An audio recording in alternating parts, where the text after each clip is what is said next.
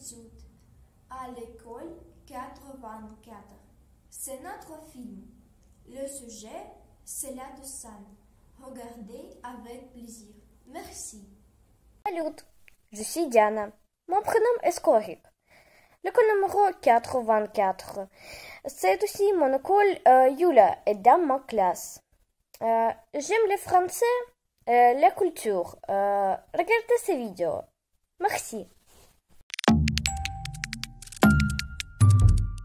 Contrairement aux grandes fêtes chrétiennes comme Noël ou Pâques, la Toussaint n'a pas son origine dans les textes bibliques.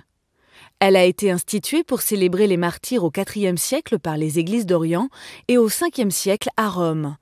Elle est devenue plus tard celle de tous les saints. La Toussaint avait lieu le dimanche après la Pentecôte avant d'être déplacée une première fois en 610 à la date du 13 mai par le pape Boniface IV. Ce jour-là, à Rome, le pape fit transporter dans l'ancien temple païen du Panthéon toutes les reliques des martyrs des catacombes romaines. Le Panthéon devint l'église Sainte-Marie et des Martyrs. Un siècle plus tard, cette fête fut transférée définitivement au 1er novembre par le pape Grégoire III.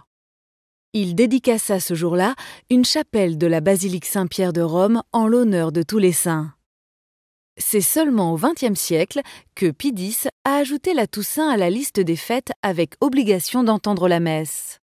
C'est ainsi que la fête de tous les saints est devenue un jour chômé. À ne pas confondre avec la journée du souvenir de tous les défunts, célébrée le 2 novembre.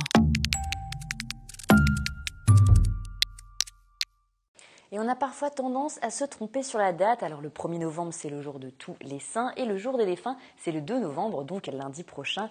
À cette occasion, certains d'entre nous iront dans les cimetières pour rendre hommage aux défunts ou encore fleurir les pierres tombales. La fleur la plus plébiscitée, c'est bien souvent le chrysanthème. Pour en parler avec nous ce soir en plateau, Mélanie Poquet.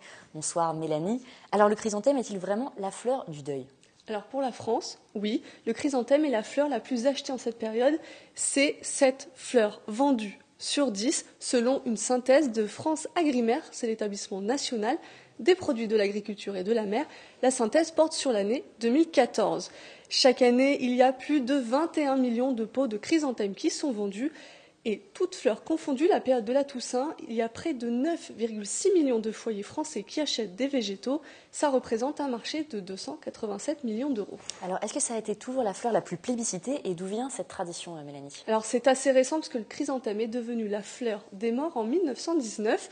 Raymond Poincaré est alors président de la République et il exige que tous les monuments aux morts de France soient fleuris. Et la décision du président a facilité l'essor du chrysanthème. Il y a une petite chose à savoir, Florane, c'est qu'il n'y a qu'en France que le chrysanthème a cette notion mortuaire. En Asie, d'où il est originaire, c'est un symbole d'éternité, de grandeur et d'excellence. Alors pourquoi cette fleur est si appréciée en cette période par les Français ? Alors c'est avant tout une question de résistance au temps par rapport à la plante. Je me suis rendue chez Marianne Denis, elle est fleuriste à Saint-Cyr-l'École. Déjà, première chose, c'est quand même une fleur de saison, même si on en trouve toute l'année. L'automne, c'est quand même la saison du chrysanthème. Autant on peut l'utiliser aussi pour décorer le parvis de sa maison aux couleurs de l'automne, autant c'est quand même plus largement utilisé pour fleurir les cimetières. Parce que c'est quand même résistant. Il y a de multiples fleurs sur un même pied, donc c'est vrai que du coup ça perdure. Le temps que les fleurs se renouvellent, etc., il y a une notion quand même de temps. Alors il y a 2 sortes de chrysanthèmes, les grosses têtes ou les pomponnettes. Les pomponnettes, c'est des petites fleurs qui ornent les plantes.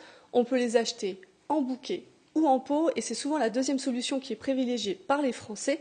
Par contre, si la fleur est résistante, elle mérite quand même de l'attention, des petits conseils de notre fleuriste.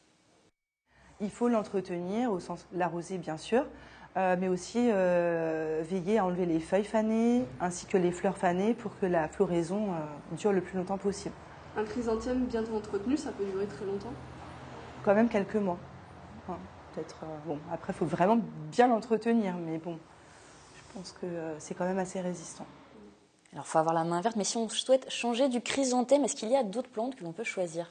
Oui, bien sûr, mais comme toujours avec les végétaux, le choix se fait par rapport à la saison. Par contre, si vous voulez éviter le fameux chrysanthème, il y a toujours les roses, les azalées ou les bruyères. Ces dernières sont d'ailleurs les deuxièmes plantes les plus vendues à cette période. Là aussi, ces plantes sont résistantes, elles apprécient l'humidité automnale.